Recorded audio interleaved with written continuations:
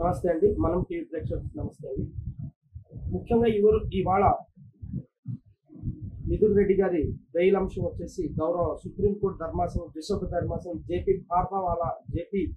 JB Pardiwala and justice గౌరవ justice R Mahadevan గారి నేతృత్వంలో బెంచ్కి వచ్చిందండి.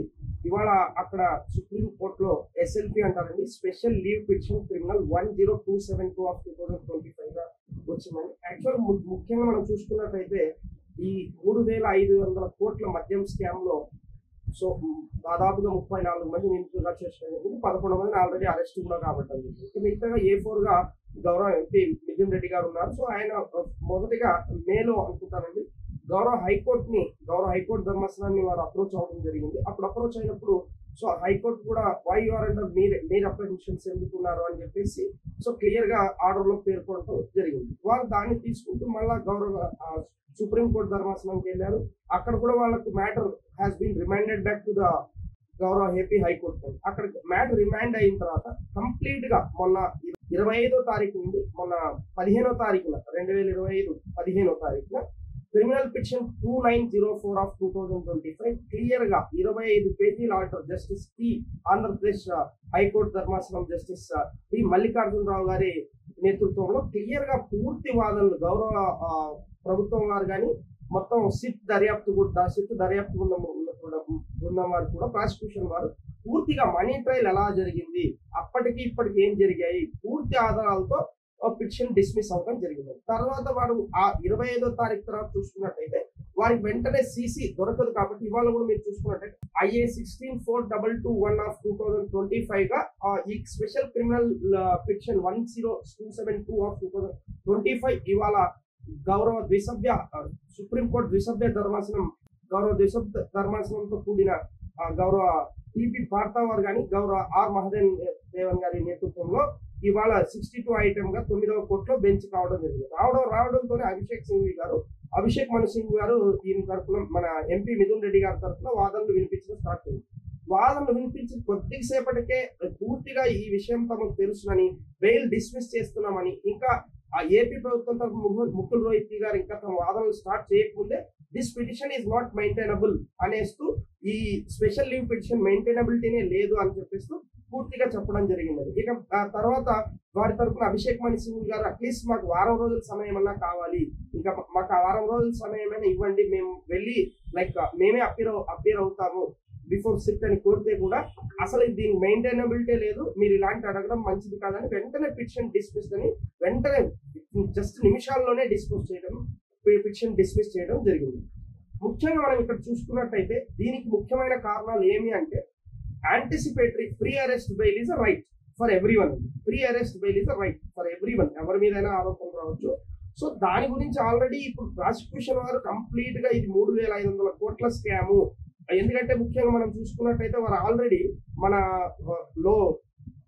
ఇక్కడ హైకోర్టులోనే వారు 482 BNS ప్రకారం ఆల్రెడీ BNSS ప్రకారం క్రైమ్ నంబర్ 21 గా ఇది రిజిస్టర్ అయ్యి 21 ఆఫ్ 2024 మంగళగిరిలో 420, 409, 120B ప్రకారం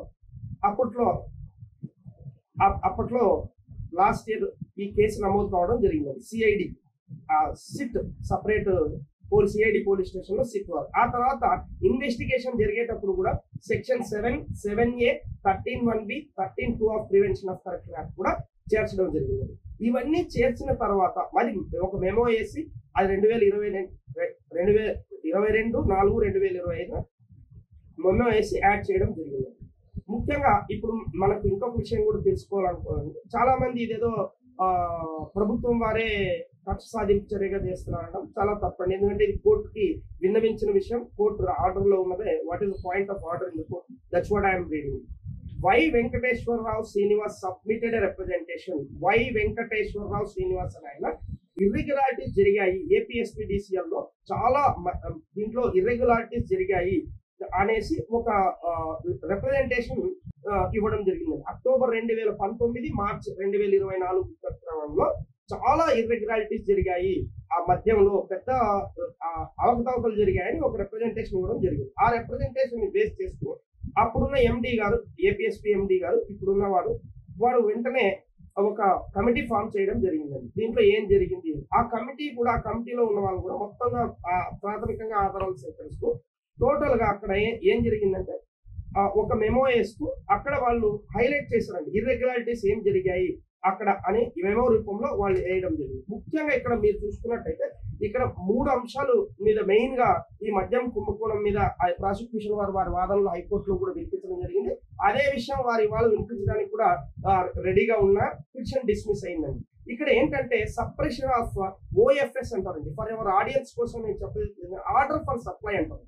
ఆర్డర్ ఫర్ సప్లై అంటే ఇక్కడ ఏంటంటే ఒక బ్రాండ్ ఉంటుంది, ఏదో ఒక మద్యంలో చాలా రకరకాల మద్యాలు ఉంటాయండి వైన్స్ లో. సో ఏదో ఒక బ్రాండ్ ఉంటుంది, సమ్ ఎక్స్ అనే బ్రాండ్ ఉంటుంది. ఆ ఎక్స్ అనే బ్రాండ్ 10 బాటిల్ అమ్ముడుపోతే ఆ 10 బాటిల్ అమ్ముడుపోయినప్పుడు కంపల్సరీగా ఆటోమేటిక్ గా 10 అమ్ముడుపోయాయి అన్న విషయం మనకు ఆటోమేషన్ సిస్టమ్ లో ఆ 10కే మళ్ళా వారికే కంపెనీకి ఆర్డర్ పెట్టడం జరిగేది. ఎక్స్ అనే బ్రాండ్ వై అనే కంపెనీ అనుకోండి. సపోజ్ ఇక్కడ అది ఆటోమేషన్ ద్వారా తెలిసేది. ఇప్పుడు ఏం చేశారు, ఆటోమేషన్ ద్వారా చేస్తే అదే కంపల్సరీ రావాలి, వీళ్ళు అనుకున్న బ్రాండ్లు ఇవ్వలేరు అని చెప్పేసి అనేసి కొత్త బ్రాండ్ మార్కెట్ లో తెస్తూ ఉన్న బ్రాండ్ అంతా ఇది చేయడానికి మాన్యువల్ సిస్టమ్ వాళ్ళు అంటే ఆర్డర్ ఫర్ సప్లై అనే ఆటోమేషన్ సిస్టమ్ ఓఎఫ్ఎస్ అంటారు. కేసు అంతా దీని మీదే ఉందండి, ఓఎఫ్ఎస్ అంటారు దీన్ని, ఆర్డర్ ఫర్ సప్లై. సో దీన్ని ఆ పద్ధతి తీసేసి వారు ఏం తెచ్చారు, మాన్యువల్ విధానాన్ని స్టార్ట్ చేయడం. దాని ద్వారా వారు అనుకున్న బ్రాండ్లే ఏదైతే డిసపియరెన్స్ ఆఫ్ సమ్ బ్రాండ్స్, కొన్ని బ్రాండ్స్ ని అసలు మార్కెట్ లో లేనట్టుగా చూడటానికి వాళ్ళు ఒక కాలం కూడా ప్రాసిక్యూషన్ వారు వేసి డిఫెన్స్ వాదనలు కంప్లీట్ గా హైకోర్టు ముందు కూడా గౌరవ హైకోర్టు ధర్మాసనం మీద ఉంచడం జరిగింది. అక్కడ రెండు ముఖ్యంగా ఆర్డర్ ఫర్ సప్లై లో ఓవర్ టైం చేయడం, కొన్ని బ్రాండ్స్ ని మార్కెట్ లో లేకుండా చేయడం అప్పట్లో మద్యం బ్రాండ్స్ ని. ఇంకొకటి ఏంటంటే అప్రాక్సిమేట్లీ 3,200 కోట్లు వీళ్ళు మ్యానిపులేట్ చేశారు ఆర్డర్స్ ని. అంటే మెయిన్ ఈ మద్యానికి సంబంధించిన కంపెనీకి సంబంధించిన ఆర్డర్స్ ఎలా చేశారు అనేసి 2018-19లో ఎంత క్వాంటిటీ అమ్ముడుపోయింది, 2023-24లో ఎంత క్వాంటిటీ అమ్ముడుపోయింది. మెక్డవెల్ బ్రాందీ 22,73,086 యూనిట్లు అప్పుడు అమ్ముడుపోతే ఇక్కడ ఓన్లీ 5 యూనిట్లే అమ్ముడుపోయింది. ఇంపీరియల్ బ్లూ విస్కీ 20,21,955 యూనిట్లు అప్పుడు అమ్ముడుపోతే కేవలం 7 అమ్ముడుపోయింది. కింగ్ ఫిషర్ బీర్ చూసుకున్నట్టయితే 1,47,566 యూనిట్లు అమ్ముడుపోతే ఇక్కడ కేవలం 11 లక్షలే అమ్ముడుపోయింది 23-24 సంవత్సరంలో. బడ్వైజర్ బీర్ చూసుకున్నట్టయితే మీకు 22,52,195 చూస్తే 2023-24 వచ్చే జీరో, అసలు అది ఎక్కడ అసలు ఆ బ్రాండే లేకుండా చేరింది. సో ఈ విధంగా మార్కెట్ షేర్ కూడా మీరు చూసుకున్నట్టయితే మెక్డవెల్ బ్రాందీ అప్పట్లో 2018-19లో 23.41% ఉంటే కేవలం 2.15 పడిపోయింది. కింగ్ ఫిషర్ బీర్ కూడా 29.5% అప్పట్లో 2018-19లో అమ్ముడు కూడా ఇక్కడ కేవలం 3.21% ఉంది. బడ్వైజర్ బీర్ కూడా 1.25 పడిపోయింది, 11.43% అని చూపుతూ ఇలా కొత్త బ్రాండ్స్ ఏవైతే తెచ్చారో వాళ్ళు ఓషన్ బ్లూ విస్కీ అయితే దారు whisky, supreme blend whisky, 9C horse whisky, Andhra gold whisky, good friend whisky, HD whisky. So వాటి యొక్క క్వాంటిటీ ఇంటెండ్ అవ్వడం కూడా మొత్తం పొందుపరిచాము మేము. సో ఈ కొత్త కంపెనీస్ డిస్టిలరీస్ ఇదంతా మీరు హవాలాగా వీరికి సంబంధించిన అన్నది ప్రాసిక్యూషన్ వారు తమ దగ్గర మొత్తం ఆధారాలు ఉన్నాయని చెప్పేసి చెప్పడం కూడా జరిగిందండి. అదే విధంగా సిద్ధార్థ్ లూత్రా గారు కూడా ఇంకా 6 FIRs ఉన్నాయని చెప్పడం జరిగిందండి. నిరంజన్ రెడ్డి గారు 6 FIRs లేవు, రెండిట్లో ఆల్రెడీ అక్విటల్ అయ్యారు. అక్విటల్ అంటే నిరపరాధిగా ఆయన ప్రూవ్ అయ్యింది. ఇక 2 కేసులు ఏదో ఎలక్షన్ టైంలో పెట్టినవి కానీ ఈయన పైన ఏ కేసులు లేవని చెప్పేసి ఇంతకు ముందే హైకోర్టు ధర్మాసనం ముందే ఇవన్నీ చెప్పడం జరిగింది. ఇక్కడ ముఖ్యంగా మనం చూసుకున్నట్టయితే LW13 హియర్సే ఎవిడెన్స్ అవుతుంది. వారిని పట్టుకుని మీరు ఎలా చెప్తారు, hearsay evidence, hearsay someone is just anyone. Niranjan Reddy గారు సీనియర్ కౌన్సిల్ గారు ఎవరైనా మాట్లాడుతూ ఉంటారు, మాట్లాడినంత మాత్రం ఎవరో చెప్పినంత మాత్రం వారు ఏది తప్పు చేసినట్టు కాదు. సో ఇది చాలా is very eligible for anticipatory bail అని వారు కూడా చెప్పడం క్లియర్ గా చెప్పడం జరిగింది. హియర్సే ఎవిడెన్స్ కూడా నిరంజన్ రెడ్డి గారు కూడా అప్పుడు కూడా Kalyan Kumar Gogoi versus Ashutosh Agnihotri versus another అనేసి మనకు ఒక అపెక్స్ కోర్ట్ ఏం చెప్పింది, hearsay evidence is not good. Every act which is relevant on any ground must be proved by someone who saw it with own eyes and heard with his own ears అని ఉండాలి అని చెప్పి supreme court కూడా ఇలా చెప్పడం ఇదంతా. So total గా LW listed witness 113 witness మీదే టోటల్ గా వాళ్ళు ఆర్గ్యూ చేయడం జరిగింది. దానికి తర్వాత వీళ్ళు కూడా దీంట్లో ప్రైమా ఫసి ఉంది. ఇక్కడ A16 డీకాట్ లాజిస్టిక్స్ నుంచి PLR ప్రాజెక్ట్స్ కి ఏదైతే ఈయన అందులో కూడా మన ఎలక్షన్ అఫిడవిట్ లో కూడా ఈయన లైబిలిటీ ఉంది, 45 కోట్ల చిల్లర లైబిలిటీ ఉందని ఏదైతే చూపించారో, సో అక్కడ 5 కోట్లు మారాయి, 5 కోట్ల రూపాయలు జరిగిన మనీ ట్రైల్ మా దగ్గర మొత్తం ఎవిడెన్స్ ఉందని ప్రాసిక్యూషన్ వారు కూడా ఇంత చెప్పడం జరిగింది. ఇక్కడ LW ప్రాసిక్యూషన్ వారు కూడా 104, 108, 113, 121 వీరి యొక్క 164 స్టేట్మెంట్స్ ఏదైతే తీసుకున్నారో ఈ 164 స్టేట్మెంట్స్ వెరీ క్లియర్లీ A4 ఇందులో ప్రధాన నిందితుడు, ఆయనే ప్లాన్ చేశారు, ఆయన ఇన్వాల్వ్మెంట్ ఇంత పెద్ద స్కామ్ లో మిథున్ రెడ్డి గారే ముఖ్య పాత్ర అనేసి వారు చెప్పడం జరిగింది. అదే విధంగా ఇక మనం చూసుకున్నట్టయితే అప్పుడు కూడా చాలా వీరు కూడా పొలిటికల్ వెండర్టా మీద ఇది వచ్చిందని ఈ విధంగా కంప్లీట్ గా చెప్పడం జరిగింది. ఇక్కడ ముఖ్యంగా మనం చూసుకున్నట్టయితే చాలా ఇది క్లియర్ కట్ గా 3,500 కోట్ల రూపాయలు కిక్ బ్యాక్స్ గా జరిగాయి. సెటిల్ ప్రిన్సిపల్ ఆఫ్ లా ఏముంది, 438 CRPC లో కూడా పాత CRPC అయినా ఇప్పుడు ఉన్న 528 BNSS ప్రకారం అయినా కూడా ఏమున్నాయి, ఎక్స్ట్రాడినరీ సర్కమ్స్టెన్సెస్ ఓన్లీ కన్సిడర్ చేయాలి. ఈ అందులో ముఖ్యంగా గౌరవ హైకోర్టు ధర్మాసనం కూడా ఇందులో కస్టోడియల్ ఇంటరాగేషన్ అవసరము, ఖచ్చితంగా కస్టోడియల్ ఇంటరాగేషన్ చేయాలి, కస్టోడియల్ ఇంటరాగేషన్ అవసరమైన కేసు అంటూ 25 పేజీల సుదీర్ఘ తీర్పు వారు ఇవ్వడం జరిగిందండి. మళ్ళీ ఇవాళ కూడా గౌరవ సుప్రీంకోర్టు ధర్మాసనంలో జస్టిస్ గౌరవ సుప్రీంకోర్టు విశ్వ ధర్మాసనం JP పార్థివాలా ఆర్ మహదేవన్ గారి నేతృత్వంలో స్టార్టింగ్ లోనే ఉదయం జస్ట్ 11:30 సమయంలో ఇది మ్యాటర్ లిస్ట్ అవ్వడం జరిగిందని సప్లిమెంటరీగా క్రిమినల్, ఎందుకంటే ఇక హైకోర్టులో డిస్మిస్ అయింది కాబట్టి ఆ రోజు 15వ తారీఖే వారు అప్రోచ్ అవ్వడం జరిగింది. దానికి కూడా వారు ఒక IA కూడా వేసుకోవడం జరిగిందండి. అది IA 16422/2025 అనేసి, ఎందుకంటే మనకు ఆ వాళ్ళ 15వ తారీఖు జడ్జిమెంట్ వచ్చింది కాబట్టి వెంటనే CC కాపీస్ రావు కాబట్టి దానికి మనకు ఒక వెసులుబాటు ఉంటుందండి.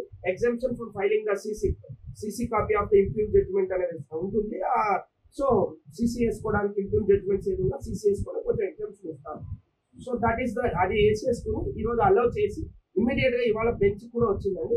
గౌరవ దిశ ధర్మాసనం కూడా మొదట్లోనే ముఖ్యంగా గౌరవ MP తరఫున వాదనలు వినిపించిన అభిషేక్ మను సింగ్ గారు స్టార్ట్ చేస్తూ వాదనలు ఉన్నప్పుడే ఆల్రెడీ గౌరవ దిశ ధర్మాసనం ఇది ఎలిజిబుల్ కానే కాదు అని చెప్పేసి స్టార్టింగ్ లోనే జస్ట్ 2-3 నిమిషాల్లోనే this is nowhere fit for the case because మేము మొత్తం we are aware about the complete case దీని గురించి, ఎందుకంటే ఆల్రెడీ ఇంతకు ముందే సుప్రీంకోర్టు రావడం జరిగింది, దీంట్లో మనీ ట్రైల్ ఉన్నది, సో ప్రాసిక్యూషన్ దగ్గర ఆధారాలు ఉన్నాయి, అందులో సంపూర్ణ జడ్జిమెంట్ కూడా వారు కూడా చూసి కంప్లీట్ గా దీన్ని ఇట్స్ నాట్ మెయింటైనబుల్ అని చెప్పేసి డిస్మిస్ చేయబోతా ఉన్నప్పుడు మన సీనియర్ కౌన్సిలర్ అభిషేక్ మను సింగ్ గారు కూడా మాకు అట్లీస్ట్ కనీసం 7 రోజుల సమయం అయినా ఇవ్వండి, 7 రోజుల సమయం ఇచ్చినా మేము ఏదో విధంగా మేము అందుబాటులోకి వస్తాము, అరెస్ట్ కాకుండా 7 రోజుల సమయం ఇవ్వమంటే కూడా గౌరవ దిశ ధర్మాసనం సో దీన్ని డిస్మిస్ చేస్తున్నామంటూ పూర్తిగా కొట్టేసారండి. ముకుల్ రోహిత్కి గారు కూడా AP తరఫున వాదనలు వినిపించబోతూ ఉంటే కూడా లేదండి అవసరం లేదు, this enough not fit case for that pre arrest bail because there are settled principles of law ఉంది, హైకోర్టు కూడా ఆల్రెడీ దీన్ని త్వరగా కన్సిడర్ చేసింది. సో టోటల్ గా case is very strong, prima facie అక్కడ ప్రూవ్ చేసుకోవాలి కాబట్టి ఇక్కడ యాంటిసిపేటరీ బెయిల్ రద్దవుతుందని వారి అభిప్రాయం పడడం జరిగింది.